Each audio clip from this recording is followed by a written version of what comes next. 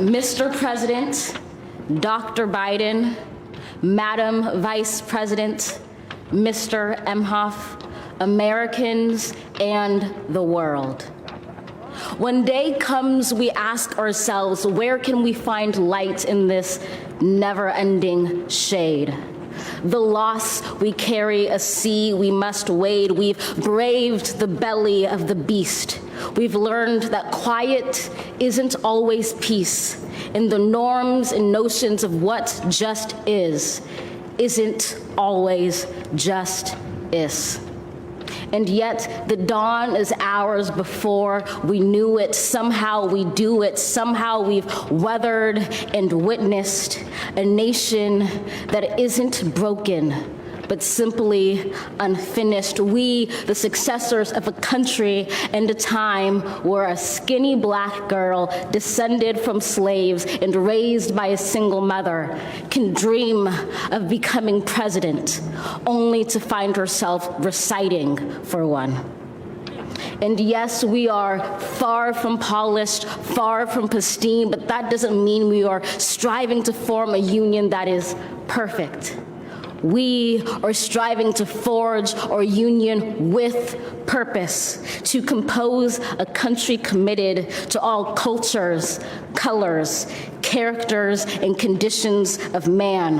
And so we lift our gaze not to what stands between us, but what stands before us. We close the divide because we know to put our future first, we must first put our differences aside. We lay down our arms so we can reach out our arms to one another. We seek harm to none and harmony for all. Let the globe, if nothing else, say this is true.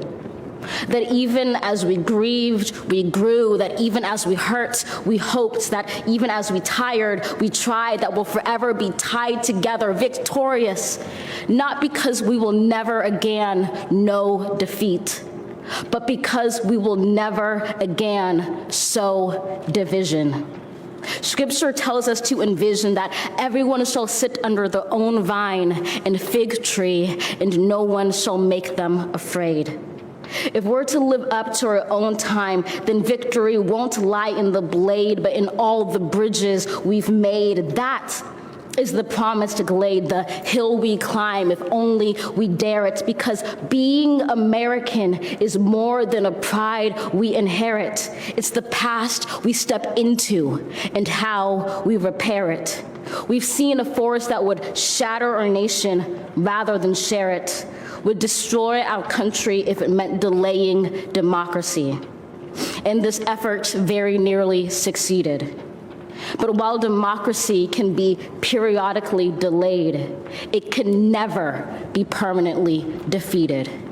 In this truth, in this faith we trust, for while we have our eyes on the future, history has its eyes on us. This is the era of just redemption. We feared it in its inception. We did not feel prepared to be the heirs of such a terrifying hour, but within it we found the power to author a new chapter, to offer hope and laughter to ourselves. So, while once we asked, how could we possibly prevail over catastrophe? Now we assert, how could catastrophe possibly prevail over us? We will not march back to what was, but move to what shall be, a country that is bruised but whole, benevolent but bold, fierce and free.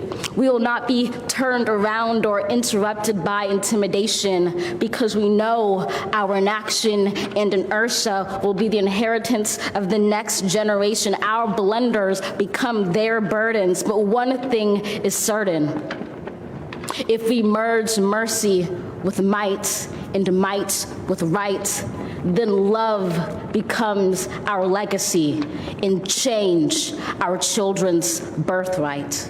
So let us leave behind a country better than the one we were left. With every breath from my bronze-pounded chest, we will raise this wounded world into a wondrous one. We will rise from the gold-limbed hills of the West. We will rise from the wind-swept Northeast, where our forefathers first realized revolution. We will rise from the lake-rimmed cities of the Midwestern states. We will rise from the sun-baked South. We will rebuild, reconcile, and recover in every known nook of our nation, in every corner called our country. Our people, diverse and beautiful, will emerge battered and beautiful. When day comes, we step out of the shade of flame and unafraid. The new dawn blooms as we free it. For there is always light if only we're brave enough to see it, if only we're brave enough to be it.